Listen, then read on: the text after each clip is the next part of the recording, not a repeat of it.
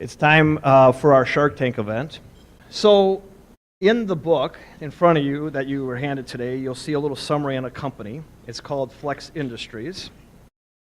So we put together a nice little panel here of 4 private equity groups, and we're going to ask them to bid on your company. So let's take a look at what your company is. You are Flex Industries, a precision molded rubber products manufacturing, custom products, primarily medical, electronics, fluid control, and transportation industries. Nice financials. I know every single banker in the crowd would love to bank this company. Tell me I'm wrong. 2014, 20 million. This year we're going to do 25 million. EBITDA grew from $4.7 million in 2014 to $6.5 million for this year. Customers. Oh, customer concentration issues.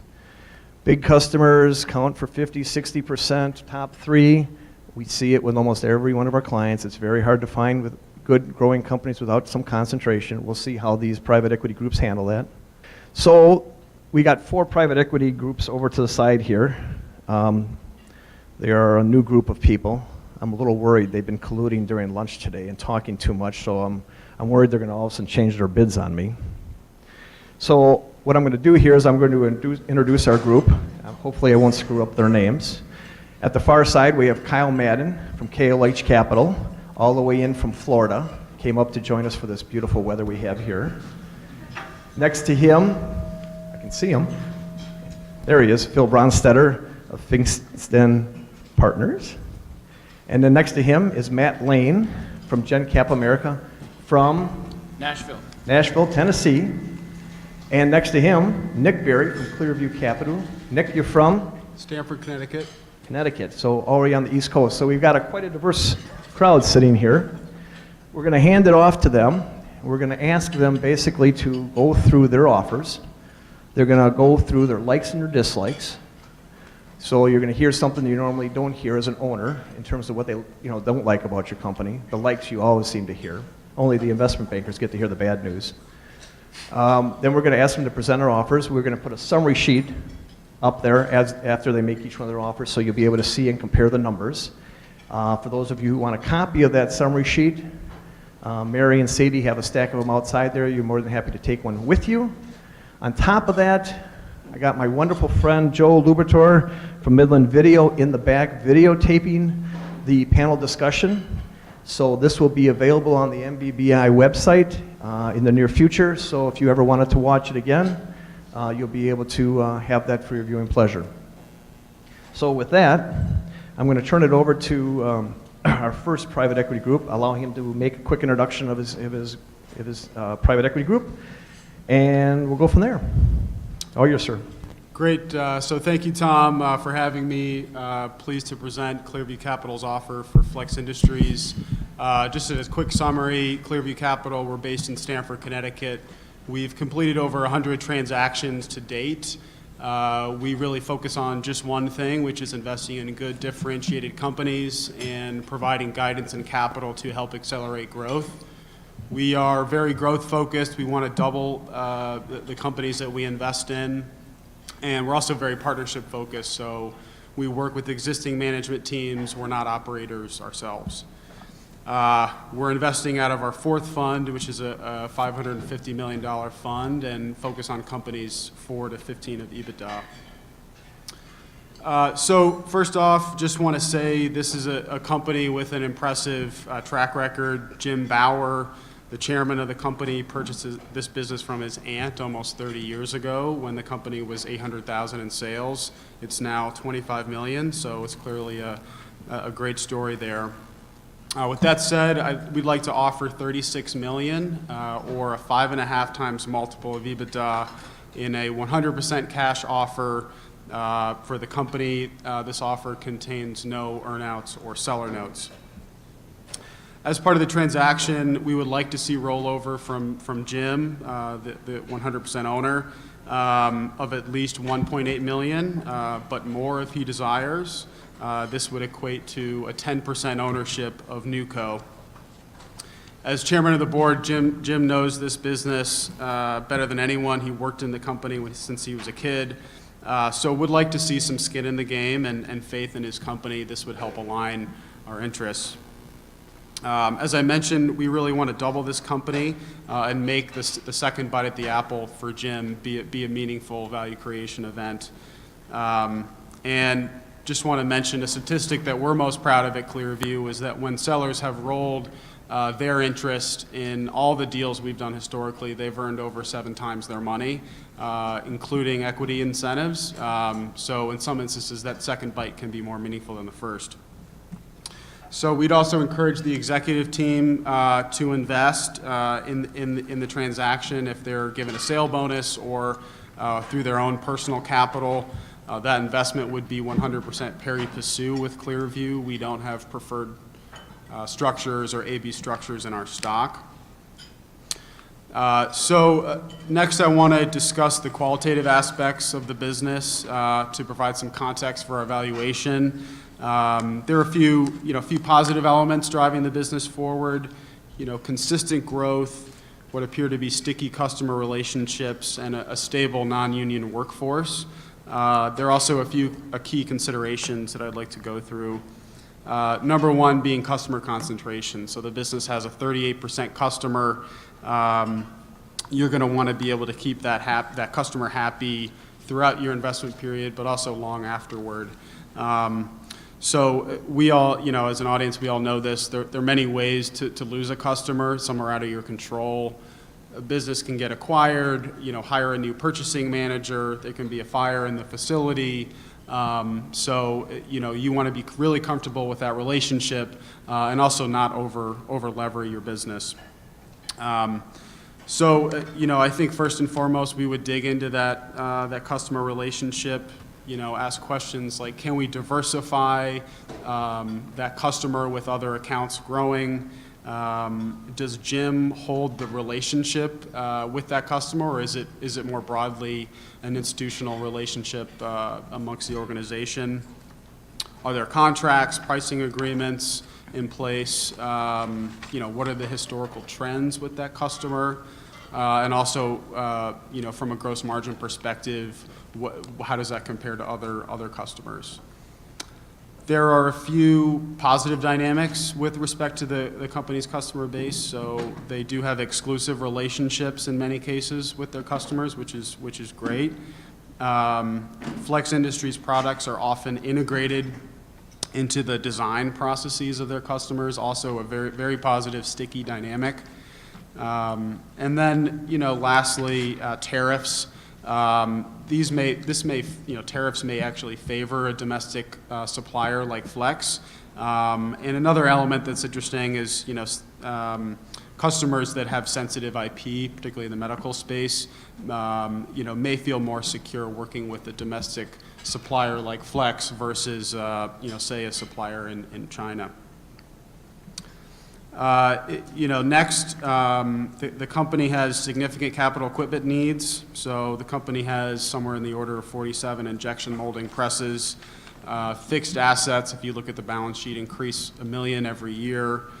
Depreciation is $1 million per year. So using depreciation as a proxy for CapEx, the company regularly upgrades its equipment, which is positive. However, you are achieving around 4 to 6% top line growth for approximately $1 million of investment per year, 4 to 5% of revenue. So, if you want to double this business, you're really going to have to, to try to accelerate that more.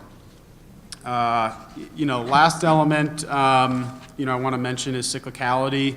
The end markets are healthcare, transportation, electronics, fluid control. Transportation and electronics being the most cyclical. We would ask, very early on for the exact breakout of industries, but particularly in the automotive space with transportation, peak auto is in the rearview mirror, so that could be a risk for business in that space. But the healthcare component side, we view very favorably. These products have a premium. They're more stable in a recession. Some of the materials mentioned, the industry more broadly for this company growing at 1.5% annually, we projected about 4 to 5% growth, which is in line with the historical growth rates. So at the end of the day, we think the most realistic way to double this company is through acquisitions. So that's another area that we would focus on during our diligence. What types of companies are out there to acquire? I think given the products and the markets, there should be quite a lot. Is this management team and the leadership base really the right team to implement and execute successfully an add-on strategy? Does Jim or the management team know of companies, and have discussions with companies that are willing to sell, and at what multiples would they be willing to sell at? Those are some key questions. And as we dig into that, it's always helpful if there are, companies that have CAs signed, have indicated where they would be in terms of value expectations, have negotiations underway. Those are all positive developments that would be great to see. And then importantly, add-ons too would be a key way to decrease the customer concentration. Quickly on the bonus plan, this company has a very attractive bonus plan that I think has been a key retention tool for the employees. Their employee tenure for production and maintenance employees is approximately 10 years. So that's been a great dynamic. So next I want to come back to the transaction structure itself. We would finance the transaction with 2 times senior debt and 1 times subordinated mezzanine financing, leaving 48% of the cap structure to be financed with equity. We finance transactions with lenders we know well and have developed relationships with, some of whom have invested in our funds.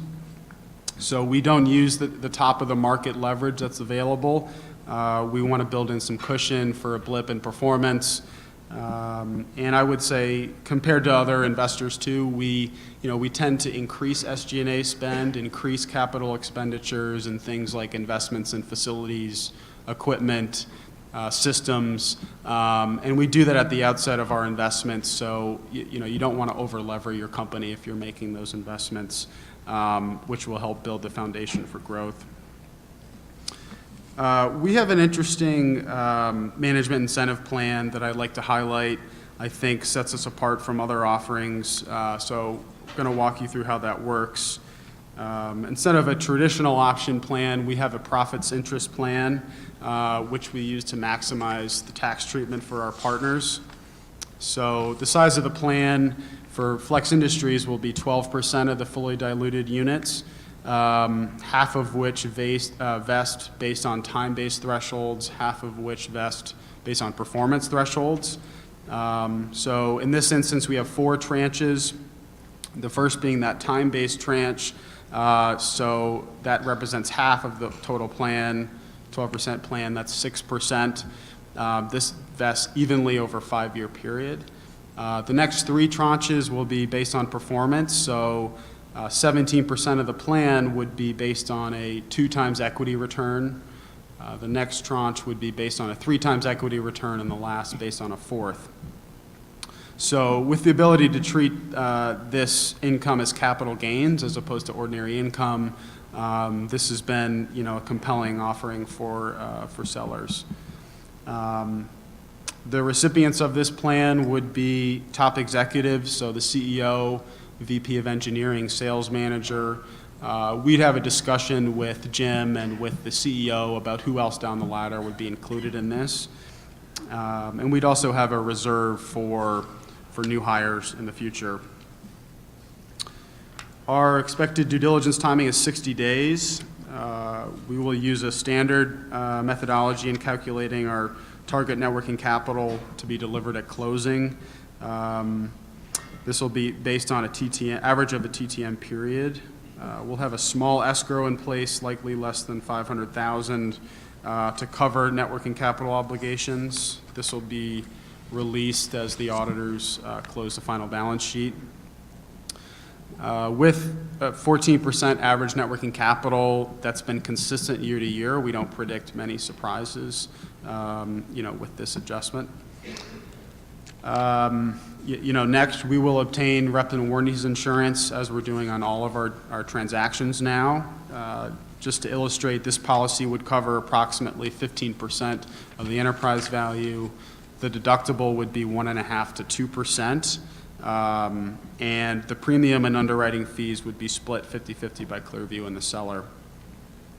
We'll have a small indemnification escrow to cover the seller's portion of the deductible. That's typically in place for a year or two. And then lastly, on caps and baskets, we'll have a cap of 10% and a basket of $270,000. This is really a moot point because these are only covering what's excluded from the reps and warranties insurance policy, things like non-competes or potentially environmental, pre-closing taxes, things like that. So that is our proposal. Super. Thank you very much. Matt, you're up. Thank you, Tom, for having me. This is my third Shark Tank, and you think I would learn by now. I'm still not the high bid up here. But happy to be here. Always fun to come up to Milwaukee. Again, my name is Matt Lane with GenCap America. We're a lower middle market private equity firm out of Nashville, Tennessee. We're currently investing out of our seventh fund. It's a fund of $250 million. We have done 51 deals since inception, and knock on wood, we've never lost money on any of those, although admittedly it's going to take a Hail Mary on one of those to get out whole. But to date, that's kind of our record, and we're proud of it. A lot of it has to do with the types of transactions we're looking for, and this opportunity, Flex Industries, fits that, and a lot of that has to do with management dynamics. We only do deals where there's a management in place at the company that we can back. Now, in some cases, we have to augment that team, but the core team is in place at the company when we make the investment. So this opportunity fits nicely with that in the sense that there is a full and deep management team in place to run this business for us. The other piece is kind of we only invest in companies that are in manufacturing, distribution, or business services, really industries that we can easily understand, and this business would fit that as well. As I mentioned, we're a lower middle market. Typically, we define that as EBITDA from 2 to 10 million, and here being around 6 of EBITDA, that fits well. So I'll get into the offer now. Our offer is $38,250,000, and that is all cash offer. I'll get into some of the specifics of the structure, but some of the things that we like about this business, there is an opportunity to grow it through investment, and in our opportunities that we look at, we're really looking for an opportunity to grow, and in this case, that can be done through investments in technology, investments in capital, and investments in people. So we do think that there are opportunities for growth here. Another thing that is attractive, as I mentioned, that's very important to us, is there is a deep and young management team. Jim Bauer is the owner and chairman, but he has a pretty deep management team that have a lot of runway left in them. I think the CEO is 50 years old, and the rest of the team is kind of around that age. So we see a very backable team, and one that will be with us pretty long term. The other component that we like about this is they're pretty diverse end markets. We like that diversity, and I'll get into on the customer side in a bit. But having the diverse end markets insulates us from any kind of economic shock to one particular industry, so we're excited about that. The other thing is that the products that we're making are highly engineered products, pretty high gross margin. So what we're doing is there's a differentiator on the types of products that the company's making. They have a long history of success, very high gross profit margin, and if you look at their historical growth rates, it's decent. I think there's opportunity to expand on that through acquisitions and expanding in other areas, but pretty decent historical growth. The areas where we would want to focus our due diligence, Number one would be on the customer concentration. One customer making up 38% of the revenues makes it a challenge. I think we could overcome that through due diligence, but we would really have to understand that relationship and what's that going to be going forward. So that would be an area where we would definitely focus a lot of our attention. The products here have a heavy component of raw material prices, and those tend to fluctuate, so we need to understand how those are going to move and if we're able to pass those on to our customers. Along the same lines, the company has managed to expand their gross profit margins from 31% up to 35%, kind of in the historical periods presented. So that's an area we really want to understand it's just kind of an anomaly. Are they stabilized at 35%? Are they going to go back to 31%? How have they managed to expand their margins by 400 basis points, which is pretty substantial for a business like that? So we would, the other piece is there's a heavy component of CapEx here, and that's a big part of our underwriting process is factoring in CapEx. So we want to understand what are the annual CapEx needs that we need to invest in going forward. So those are kind of the areas that we would highlight, and then due diligence areas that we would focus on as well. As I look to the structure, the way we have structured this is roughly 17.75 million of bank debt, which is roughly about 2.7 times. We would then go out and raise $6 million of mezzanine debt. That's third-party mezzanine debt. And then one of the things that makes us a little bit unique is that in all of our deals that we structure, we put in a heavy component of our money as subordinated debt. In this case, we've put in $9.6 million of subordinated debt, and that's at a 12% fixed rate, and that has no conversion feature, so it stays at that 12%. And the reason we do that is we want management to have a pretty heavy incentive and have a heavy ownership stake in the business.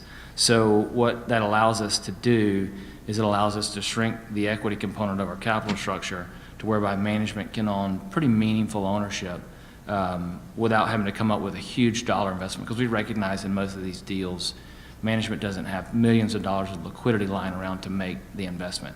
So what that has done in this case is it's allowed us to offer management an opportunity to invest $573,750 for a 15% ownership stake.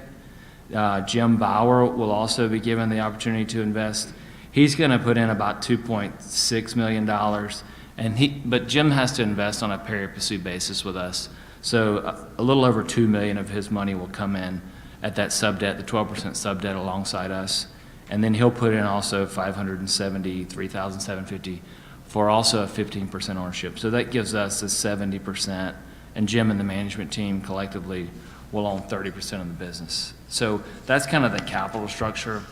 We can close this in 60 days. Again, a large part of our due diligence is going to be focused on understanding the customers, the customer relationships, the gross margins. We'll also put in place a bonus pool for management. And the way we do that is we set a hurdle rate that's really tied to EBITDA, and any kind of growth in EBITDA, the senior management team will be awarded via a bonus pool. And one of the things we do is we never change that hurdle rate. So if they're able to get meaningful growth, then that hurdle rate never changes. So we've seen instances where our management team are really able to expand their compensation, because we kind of think at it as two prongs for management. One, what's the equity component, but almost as importantly to management is what's their annual compensation going to be. And so we want to have the carrot there for compensation, but also for the equity component.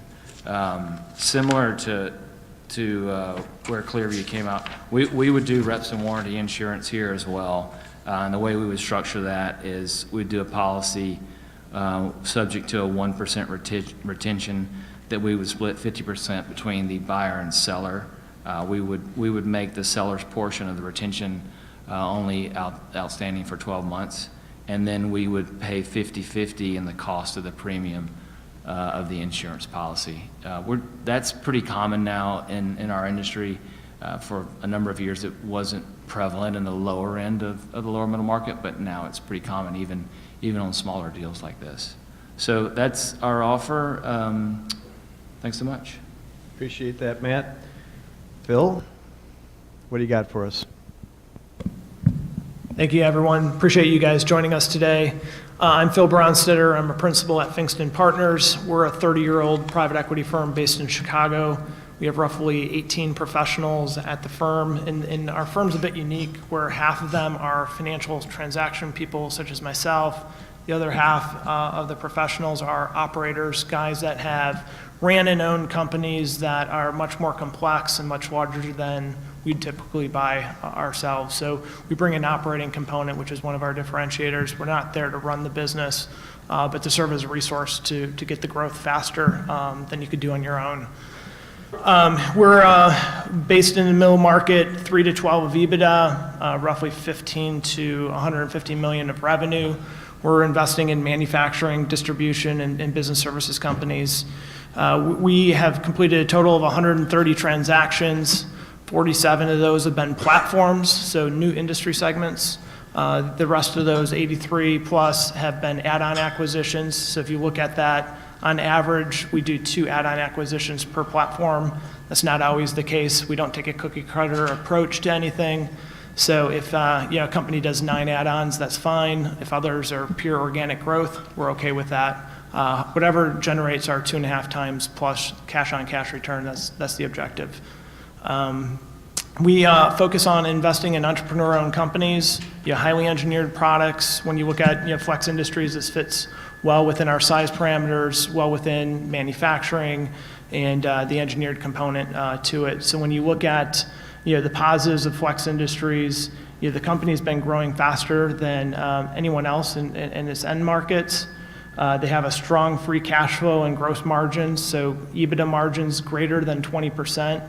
When you look at how private equity looks at things, and just people in general, depending on if you're a manufacturer, distribution, or business services companies, manufacturing, when you're above 20% EBITDA margins, you are a top echelon, performing company. If you're closer to 10% EBITDA margins, I'd say you got some room to grow, and that might be a function of what your business is. So not everyone can get there, but these guys are performing at that level. They've shown, and I know it's been mentioned already, the ability to increase their gross margins from 31% to 35%. We'd want to dig into that a little bit on the expansion of that margin, but when you look at the fact that they've been able to grow that, they're doing something with their customer base to continue to afford higher prices. They're one of the only manufacturers that have a white room, being on the medical side and in the clean room laboratory side, which makes them unique, which is attractive to them. And I think the most important for us, we work with companies that have an owner walking out day one to people that want to continue on for the next turn of events. This company, Mr. Bauer, did a great job of bringing in a new CEO replacement several years ago, and he's got a deep young team behind him. So you don't have to deal with this ownership transition and who holds the relationships with the customer base. I think he's done a great job bringing in that team below him and stepping aside and letting that new CEO run the business. When you look at the challenges of the business, profitability is heavily tied to the changes in resin prices. So we'd love to look at how profitability was either up or positive or negative has been impacted by those resin prices. The customer concentration, I think it's been mentioned on the panel already, is pretty significant. Top customer being 38%. The top 10 is almost 80% of their revenue. So significant customer concentration, and I'm sure there's lenders in the room that are cringing at the moment, knowing that there's a 37% customer concentration, which will tie into kind of how we structured this transaction. When you look at the business, and it's been mentioned that there's significant capital expenditures. It's roughly 4% of revenue, just over $1 million. The challenge with the business, while it's had some nice growth, historically they are at capacity in their existing facilities. So beyond where they're at today in terms of CapEx for the machines, they're going to continue to have to spend and maybe add or move into a new facility. to complete their forecast that they put in the book. So we'd want to understand, how many shifts that they're running today. Can you put a second shift? Can you put a third shift? Because it wasn't mentioned in the book, but they might have that today, which means that you need to move it into a new facility to be able to hit your forecast. So those are kind of the challenges of the business. Actually, one other one is, the company's based in Southeast Wisconsin. Anyone that's in Wisconsin knows today that there's Amazon and many other companies that are coming into the market where their starting salary or starting hourly wage is $15 an hour. This company has 75 employees that are under that $15 threshold today. Every dollar they increase the wage of those 75 hourly employees is about $1 million value impact to the deal using our same multiple and the impact of EBITDA. So what we'd want to do is understand that employee base, because for every dollar move that you need to move, it's pretty significant value hitter. So that's one other thing that we dig in on. So when coming to the purchase price, I guess we're going upscale. I'm not sure where we end here, but our cash purchase price is $42 million, which is all cash, no earnout, no seller notes. We try to keep transactions simple, and you'll see that throughout this presentation here, which the $42 million represents a 6.5 times multiple on $6.5 million of the projected 2018 EBITDA. While not a requirement, we would like the owner, Mr. Bauer, to reinvest up to $6 million for roughly 15% is his reinvestment. He'd be a 20% owner, which I'll get into in a little bit. The main driver for the reinvestment is given that customer concentration. We want to make sure that relationship is transitioned. It likely started when he founded the company, and want to make sure that is transitioned properly before he steps away. We would offer up purchased equity program to the rest of the employees. We work with the entrepreneur to figure out who the top, call it 50 employees of the business are. And what we do that for is really to have the buy-in. They're the ones driving the value of the business. We make it in $10,000 increments, so minimum of $10,000 increments thereafter, and allows them to buy into the business. We put that in place 6 months post-closing for a reason. They don't get to meet us as part of due diligence. It allows them to get to know who we are. Are we going to do what we say we're going to do? Are we going to drive the business forward? And if they feel comfortable, we put that in place 6 months post-closing where they can invest in the business. The offer is a majority recapitalization. The company would be structured with 65% equity and 35% debt. All the debt and equity, so when you look at the equity component, we don't have any preferred equity that sits on top. It's straight, our equity is the same as Mr. Bauer's equity is the same as the employee's equity. What we say is we go in together, we go out together, so that you're not getting diluted over time by having a preferred strip above you that's a 20% return. On the debt side, it's similar. We don't do mezzanine, we don't do sub-debt, so no high-priced debt. We put 2 times leverage on this business. It's going to be the cheapest priced debt, and you'll be able to weather economic storms as we're nearing the next one. On the equity side, Finkston would own 80%. Mr. Bauer would own 20% post-closing if he comes in with the $6 million reinvestment.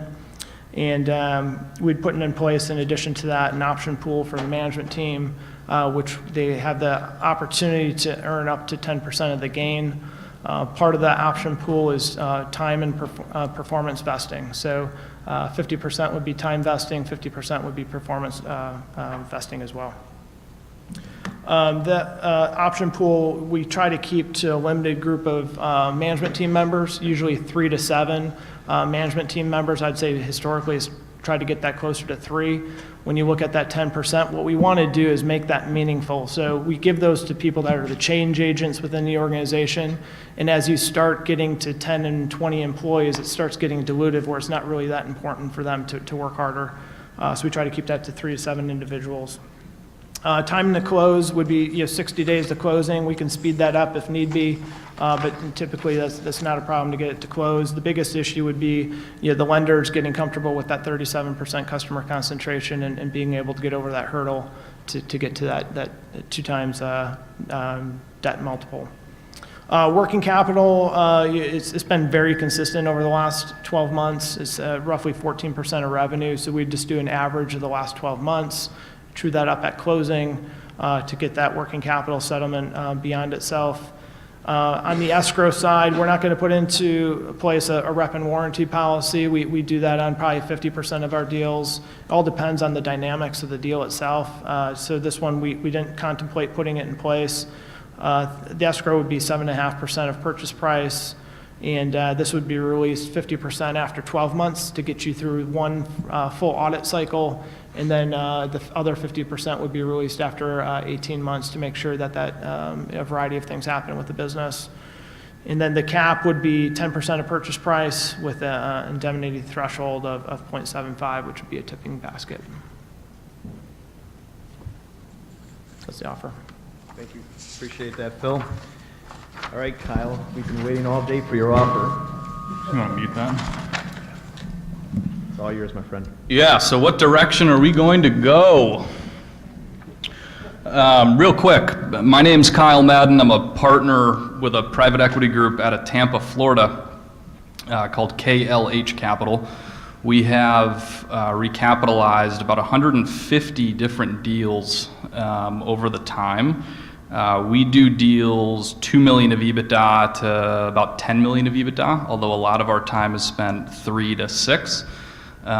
We've looked to facilitate management buyouts, recaps or recapitalizations, both majority and minority, generational transfers, and then growth equity injections or growth equity investment. So it's no issue for us to either invest for 20% of a company or all the way up to 90% of a company. The funds dynamic is a little bit unique, or we feel, where guys with KLH business cards make up about half the fund. So we like to tell the entrepreneur, hey, when we give you advice, we are all stroking checks into the business from us and our families. And we think that goes a long, long way. And that capital base has allowed us to do deals with, coincidentally, customer concentration. We've done probably about a half dozen platform investments with pretty significant customers. And really it just comes down to diligence. And how well do you think you can get to know that customer, their staying power, their leaving power, and how dependent that customer is on this business. So, Flex Industries. I have to admit, when Tom had sent this down, I nearly jumped out of my chair with excitement, and I immediately called him and said, please let this be a real company and a real deal, because coincidentally we own a business called Premier Seals, which is a distributor of custom molded rubber products. So a lot of this, you'll kind of see where I'm going with it. So we know the space cold. We know how these customers are making their purchasing decisions, why it's important to be spec'd in on the upfront, R&D side of the business before it ever goes into production. We understand what this thing does through and through. So situationally, I think a lot of us have said similar things, but this is absolutely a traditional KLH majority recap / management buyout scenario where Mr. Bauer is nearing retirement, but at the same time wants to do right by his team, right? Thanks to that team and that CEO and president, he has been able to amass what I hope to be a pretty sizable amount of money.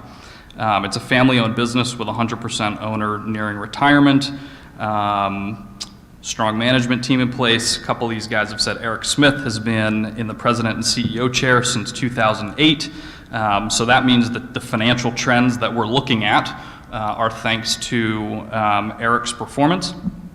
This business has a track record of success. It's been in business since 1952, and just commonly stated, typically businesses that have been in business since the 50s that are still in business today aren't bad businesses. Some portion of customers are sole sourcing Flex Industries for their rubber components, which we understand that methodology there. About 50% of revenue is coming from what's considered a house account, meaning that they've had that specific customer for a long time. The engineering and the design expertise here helps create the customer entrenchment and allows them to then be spec'd in. This company has differentiated manufacturing capabilities. I think Nick mentioned that they've got 47 molding presses spread between transfer injection and liquid injection. You don't typically see that. The traceability system within their SKUs and their inventory management is pretty awesome. That allows the company to track product from design and manufacturing through shipment. That's required by certain customers and is a nice differentiator. Given that traceability, we've got an operating partner who should be able to walk them into domestic power gen and domestic aerospace. Both of those end markets typically require traceability. And we've got a gentleman who should be able to walk them into new customers there. They're operating in attractive end markets. Now, granted, we don't know the breakout or percentage of revenue that's derived from the end markets, but from medical to healthcare to electronics, fluid control, transportation, food and beverage, environmental, and water systems, some of those end markets are perfectly overlapping with our other business, Premier Seals. Some of these are new. But on average, these businesses collectively, or these end markets, collectively should prove to be fairly non-cyclical. Our other business grew straight through the recession, didn't feel it at all. So we think this one should perform equally. It's a fragmented industry. We may be able to take more market share. It's had strong financial trends, consistent revenue growth. Recent EBITDA margins have expanded from 23.4% to 26%. The gross profit margins, a lot of these folks have mentioned, have increased from 31% to 35%, which who knows if that would be real in this particular business. The commodity price of rubber spiked up about 100% back in the last quarter of 2016 and the first quarter of 2017. So that sent a shockwave through the rubber industry. And then likewise, the shifting price of crude oil and petroleum has been quite volatile. So just amazing to see how stable and sustainable that gross profit margin has been. It's already got an ERP system in place. They're on Sage, which is a decent system for manufacturing. I think Nick mentioned it's got attractive non-cash working capital dynamics. For every dollar that you put into working capital, this thing gens about $1.86 of EBITDA, that's attractive for a manufacturing business. And then per the SIM, we can double the output in the current facility with a second and third shift and an investment for about $4 million. So we already have about a shift or one full shift. So to double it, we need to add a second shift and third shift. So the trade is not one-to-one, but we think it's probably worth that investment to do so. And then, of course, this Premier Seals business that we also own can help to add revenue. Again, that business is more of a distribution business, so we can shift some of the cogs of that business to this business's revenue starting tomorrow or post-close. So potential risks and areas to investigate and just general things that we've picked up. In terms of ownership, although there is a full management team underneath Jim, it's not clear how active he is actually in the business. For example, does he maintain key customer relationships? Would they switch to a competitor upon his retirement? So one question that we have up front is, what are his true goals and objectives for this transaction? Is he trying to sell a majority of the business? Is he trying to sell a minority share of the business? Does he want to retire today, tomorrow, in 5 years, et cetera? The SIM was written as Mr. Bauer's goal is to position for future sale, which we thought, hey, does it make sense to chat about a minority deal for him? We can still cut in management into the equity, upon doing a minority deal, and Jim can then retain a majority of the upside. As a mitigant to that, we would expect that Mr. Bauer would roll over proceeds to own anywhere really between 10 and 30%. So in this example, we have him rolling for 20%, but we would give him the option for either 10 through 30% and anywhere in between. Management-wise, how strong is the current managers, right? And is the CEO Eric actually backable? We have no reason to believe that he's not, but is he backable? And can we work with him? The end markets, what is the end market breakdown? Is there any end market concentration? Top customers, 38% in 2018. We would want to look at what's that relationship, what's it look like in the past. In the past, was it higher, was it lower? We would want to see a spread of that customer and likewise the rest of the top 10 customers, but their annual revenue spends on a year-to-year basis so we can see any volatility there. I think the key question for that customer is just what percentage are we of their total spend? And I'm hoping that we're not 100%. I don't want to be sole source for that main customer. I'm hoping that they're sourcing product from other suppliers like us. I want to figure out the sourcing relationship. The SIM mentioned that a percentage of the supply or the raw rubber is coming from mist formulations from other suppliers like Flex.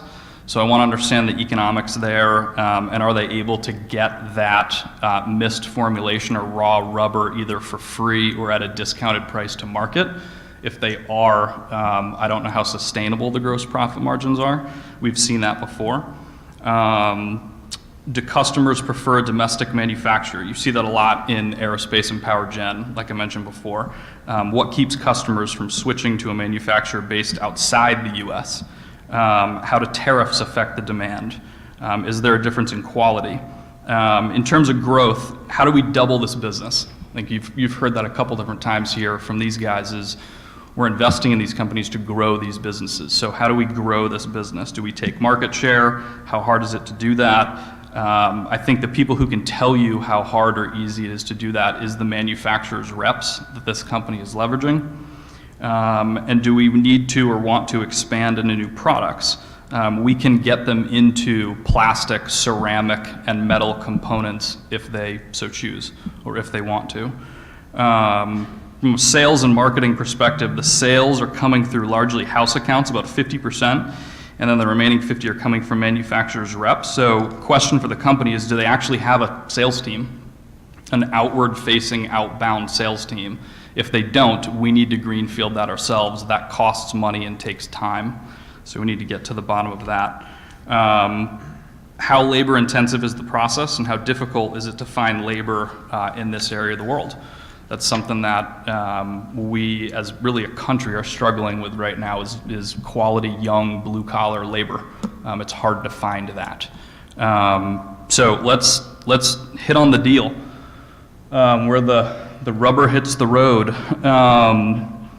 We are wanting to pay $48.5 million for the business. And that is priced off of the company's $6.5 million of EBITDA. The shareholder rollover for Mr. Bauer would require him to roll, again, in this example, I'm showing 20% rollover, but $5 million to earn that 20%. Perry Passu next to KLH, and again, he can invest for anywhere from 10 to 30%, but for illustrative purposes, we've shown 20%. Pre-tax proceeds, that obviously equates to $43.5 million. Not including the $325,000 of cash on the balance sheet, so he would walk away with that as well. Structurally, we would structure it as follows: $9 million of senior debt, $15 million of subordinated debt or mezzanine debt. We would stroke a check for $20 million, and then Mr. Bauer would invest $5 million. So that's roughly about 3.7 turns of debt and 3.9 turns of cumulative equity. Reason for that, a couple people have already hit on it, but it's 2018. We think that we're closer to the next downturn than we are far away. So we're not going to max out the debt and just roll the dice. You've got 70 employees or families that are dependent upon this company for a job. Caps and baskets, in lieu of what would be a 10% or therefore $4.85 million escrow, we are going to buy a reps and warranties insurance policy for that same $4.85 million of coverage. These policies are typically about 3 to 4% premium dollars wise, so that'll cost about $145,000 plus an underwriting fee of $35,000, so call it $1.80 in total, 10% indemnity cap, or $4.85 million, 1% tipping basket, or $485,000. And then for the management team, we will have them buy into a common equity security. We're showing 15% common equity to the management team. I think Mr. Bauer and the president, we would want to chat with them about, is that the right number? Who gets that, et cetera. But they would get 15% of the common equity right out of the gate, and we could take it from there. So that is our deal. Projections-wise, I thought it may be fruitful so you guys could see how that management equity worked. So they would buy in to that common equity security for about $15,000 to have 15% of it. That $15,000 would turn into about $6.475 million over 5 years. Mr. Bauer would walk away with another $13.5 million later. So Mr. Bauer walks away with $57.5 total cumulative dollars pre-tax. So that's where we're at. Thank you. Appreciate that, Kyle. When I get an offer like that, I want to do this. Appreciate that. All right, with that, I appreciate our gentlemen doing all the work that they did. We're opening it up to questions. Anybody got to start us off? I will start with the first one of, Kyle, how the hell do you justify that purchase price? You got to remember, Nick on the other side of the table damn near died when he saw your number. So yeah, I'm trying to make Nick feel a little better that the guy on the other side of the table maybe just has a bigger trunk full of cash or something. No, what's funny is I damn near died when I saw everybody else's number because I'm thinking, man, I bid too high. No, it comes down to we know this industry. And I'll kind of pick on myself again. I mean, when you sent that sim over, looked at the customer concentration, looked at where these guys were getting spec'd in the R&D functions up front, and then they can continue to be sole sourced, that's a pretty sticky customer base. And like I mentioned, we've done deals before where our lead customer is anywhere from, our greatest is about 88% of revenue came from one customer. So I won't say that we're comfortable with deals with concentration, but we've done them before, and it really just comes down to diligence and how sticky is that customer and can they actually leave. And we found that there are customers out there that can't physically leave because either we own the molds or we have an asset base that nobody else has, et cetera. So we understand what this business does. Further, we know that starting tomorrow or post-close, we can go back to this Premier Seals business that we own, and we looked it up, and it's about $7.5 million of their cost of goods sold we can shift to this business's revenue immediately. So starting tomorrow, this thing's going to grow by $7.5 million of revenue. Excellent. That makes a lot of sense. You're almost like a synergistic buyer then. Trying to be. Excellent. Any other questions? Yes, sir. Question for Phil. You said you get the rep and warranty insurance.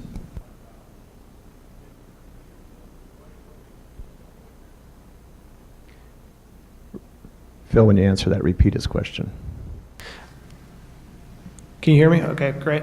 The question was, for why do you not take out rep and warranty policies on certain deals? I'd say half of our deals are direct, half are through an auction process. When you look at the rep and warranty policy in general, I'd say it's really been driven by the investment banks, really pushing it and forcing it. It makes a deal go faster, less negotiations with the entrepreneur or the seller. And so for us, we spend a lot of time on the direct side, outside of auctions. And so we're spending a lot of time with that entrepreneur. And so for those reasons, I think there's an inherent trust that they're going to get that money back anyway. And there's a cost to it. So usually that cost is split between buyer and seller. Most entrepreneurs, find it that they don't want to spend that amount of money. It used to be really expensive. It used to be $300,000-$400,000 for even a bigger deal or even a smaller deal. Now it's come down to be more price advantageous. It's been somewhere around that 125 to 250,000. So now it makes a lot more sense even on $20-30 million deals. But I don't think you're seeing a lot sub 30, which is where we're spending a lot of our time. Thank you. Yes, sir. Yeah, Ken. Nicholas, if the customer concentration would have been half of what it was, would you have offered more? Definitely. I think that's, once you get to a 25, 30% customer, I think a lot of alarm bells go off. One for us, two for our lenders. But with a customer of that size, you get into a situation where, the company can default on their covenants and, can be in real trouble if that customer moves. We've been in situations where our largest customer has left, and, so you just want to really be comfortable with that. And I would say our valuation would definitely increase with a smaller customer. I think also, we assumed there was some exposure to an end market like automotive that's a little less attractive than medical. So if this were, 85% medical products, I think you'd also see that number increase a little bit. Well, I hazard to guess how much it would have gone up with that. With half. I guess we would, it could be like a turn or so of total valuation, somewhere in that ballpark. I was going to add, with customer diversification, we probably would have been mid-low 40s, so a turn, somewhere in that range, if the customer base was double the diversity that it is now. And we see that a lot. Customer concentration does usually end up being about a turn. Questions? Yes, Scott.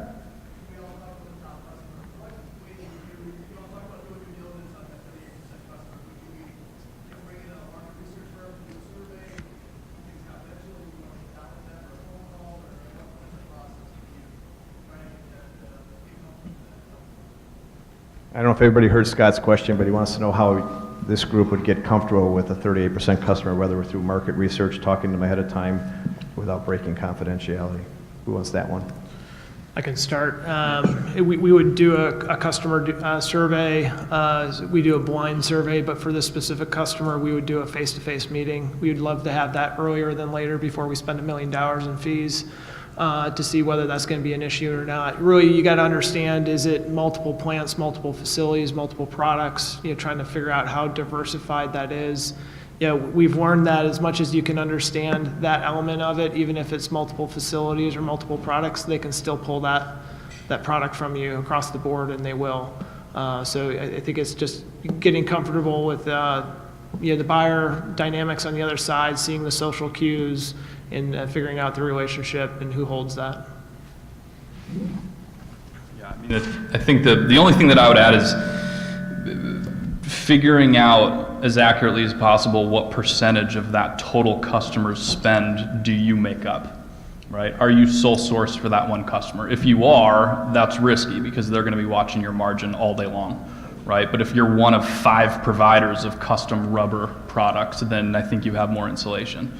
So the customer calls and meetings are a touchy thing. In a perfect world, I think we would want to sit down and meet with them as early on as possible. The flip side to that and the reality side of that is we've done deals with significant customers where we've never met them, we've never talked to them one-on-one. We've sat quietly in the background on calls, but we've specifically not wanted that customer to know that a transaction had occurred. So did not send out deal announcements, did not put it in the trade rags, didn't put it on our website, and we didn't announce it.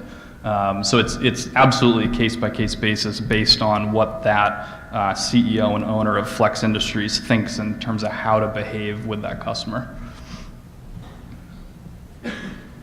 Quick question for you. You guys are spending a ton of money. You guys putting in breakup fees? I didn't see any on your offers. Wait, can we do that? I mean, we've thought about it. You just don't see it on these small deals like this. At least I've never seen them. Have you guys? Not our size of the market. Yeah. Excellent. Thanks. Yes, sir.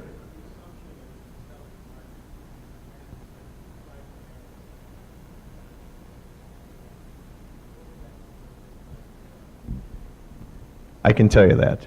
I'm not going to let them get you on this one. 4 years ago, we did the Shark Tank with a different name in the same company. And two of the bidders are out here in the audience. Mr. Peterson, where are you? Mr. Peterson, what did you offer for this company 4 years ago? $38 million was offered. And Mr. Ketcha, where are you? There you are, from High Street Capital. What did you offer? $42 million. That was 4 years ago. They can take a shot at this, but I'm going to let you know what your competition was bidding 4 years ago with the exact same thing, just the names were changed to protect the innocent. Go ahead. Yeah, I would just say it's really, I think here it's kind of just idiosyncratic to each private equity investor. I mean, with this, it's almost a kind of a reality. This is kind of a binary situation with a customer like this. So you're gonna have groups that you know that kind of assume they can get comfortable with that. You're gonna have companies that are gonna probably take a more conservative approach. So with that in mind, also modeling, if you put this in a financial model, the returns are, they're not going to be different today versus a couple of years ago. So I think from that perspective, it's I'm not really that surprised to see that the multiples are, were where they were a couple of years ago. Great.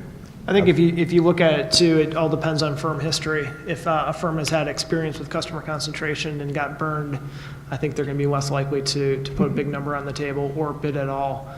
So I think it's dependent on that as well, and just how young the firm is, how old the firm is, and the experiences.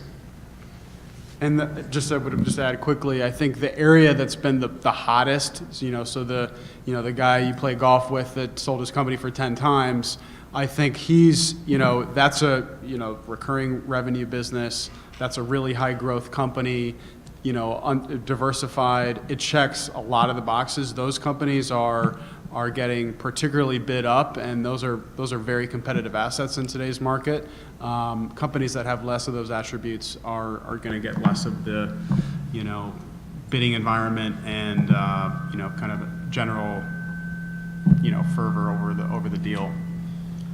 I think that's a great point. What we have seen, there is a real bifurcation in the market. The very hot assets that have those attributes of high growth, high gross margin, diversity, those things are really attracting premium multiples. When you take kind of a flat, stable business that maybe has a little bit of issues such as this with the customer concentration, those things are still kind of trading in a certain band. So I think there's a real bifurcation between what I call a high quality asset and then kind of not so high quality. Thank you. Any other questions? Yeah, Chad. Yeah, a quick question for Matt. It looks like both are pretty highly leveraged structure there, at least compared to the rest. And I'm just wondering if that's reflective of like how GenCap would traditionally hold their investments for a longer period of time, actually, or what that means. Yeah, so Go ahead, Matt, if you want to. so the question was, we're putting a lot of debt on our deal, which is true. We have, one of the things that's great about being around for 30 years is you develop a lot of deep relationships with lenders. And we have some great senior lending relationships that I think we're able to push the envelope on leverage. And a lot of that has to do with amortization. So we get very favorable amortization on our transactions. So very little debt service on the senior side. And then the other piece that you're probably noticing is the large chunk of our money that's coming in as sub-debt. So the great thing about that, I looked at it, and the debt service on this, assuming we get the amortization we usually get, is about $4.5 million, but about $1.5 million of that is our debt at the 12% rate. So we should be fine on servicing that with the $6.5 million of EBITDA. But if we do hit an issue, that $1.5 million of sub-debt will accrue, and we do that in a lot of cases. If there's, we'll start off doing that if we hit a rocky quarter or two. So we're able to kind of turn it off and turn it on depending on the performance of the business. Our preference is to pay that current, but in a lot of cases we'll pick that 12%. So now you're debt service is only $3 million. So you're looking at a real catastrophic scenario if our EBITDA gets cut from 6.5 to 3 million. So that's how we're able to do it. A large chunk of that debt is our money that is effectively preferred stock, but we're able to turn it on and turn it off in terms of current pay and PIK. Does that answer your question? Any other questions? Yes, sir.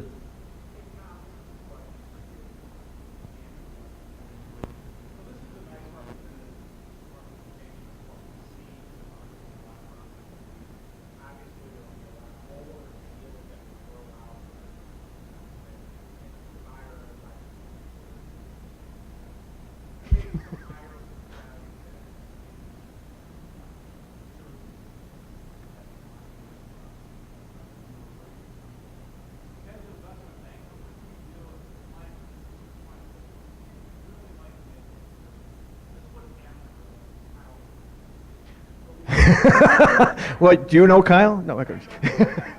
We love Kyle.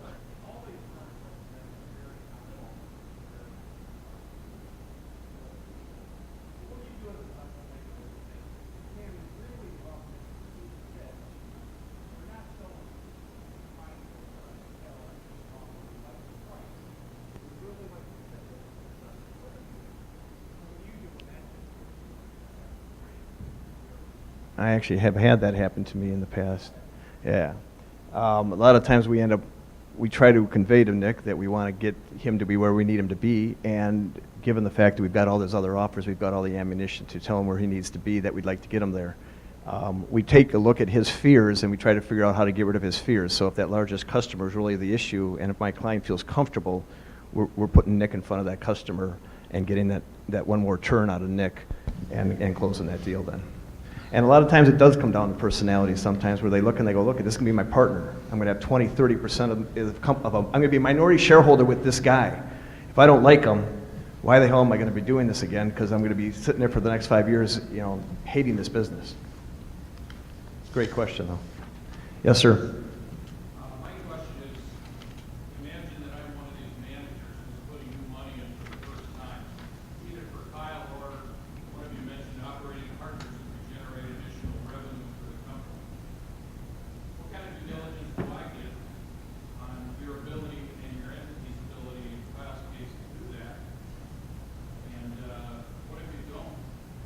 Yeah, question was for the new buying managers who aren't currently shareholders, right? We're going to do all this diligence on them personally and professionally and across the business, but what diligence can they do on us, right? In terms of how do they know if what we're saying is actually accurate?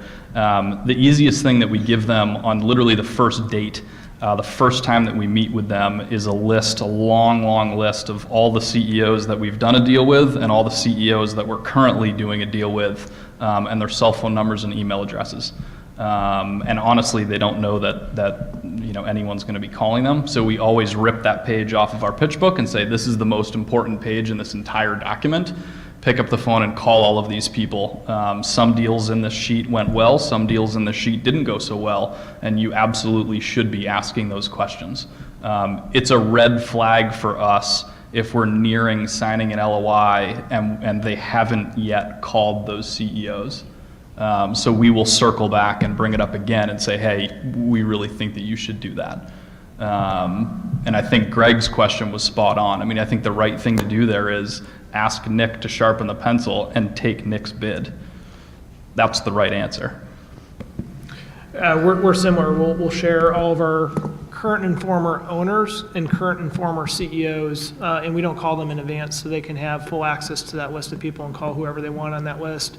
The other thing we do is walk through all of our due diligence materials. What we call as a big check is our deal approval meeting, because we're writing a big check for it. We actually go through and detail that information with them so they have an informed investment. And then because we go through that with them, they know what we like and don't like about the deal and get in our minds of what type of people we are, what are we thinking, and we have a pretty open relationship there, and I think they appreciate that. We do the same thing. In fact, we encourage them to call any one of our current or former owners or CEOs, and then we say of our competitors, don't call the people that they gave you. Call somebody else, like one of their other portfolio companies. Because obviously they're going to give you the ones they want you to call. We encourage them to call whoever they want. We don't select for them.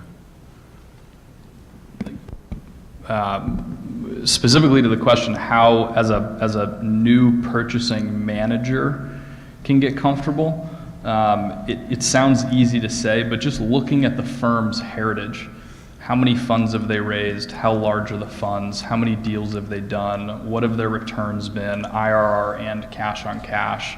I don't think any of us publish that info, but we'd be happy to talk about it. So all of our firms have been around for a long, long time. And in this industry, we all have green cash, right? Writing the check is the easiest thing. It's all, I mean, our reputation is personality, and that's it, right? I mean, that's the only thing we have in this business is our reputation. So from a management perspective, if you've been in business for 10, 20, 30 years and you've done, 80, 90, 100 deals like all of our firms have, you're typically winning more than losing. Makes sense. Any other questions? Okay, with that, I'd like to thank our panel for all the hard work they've done.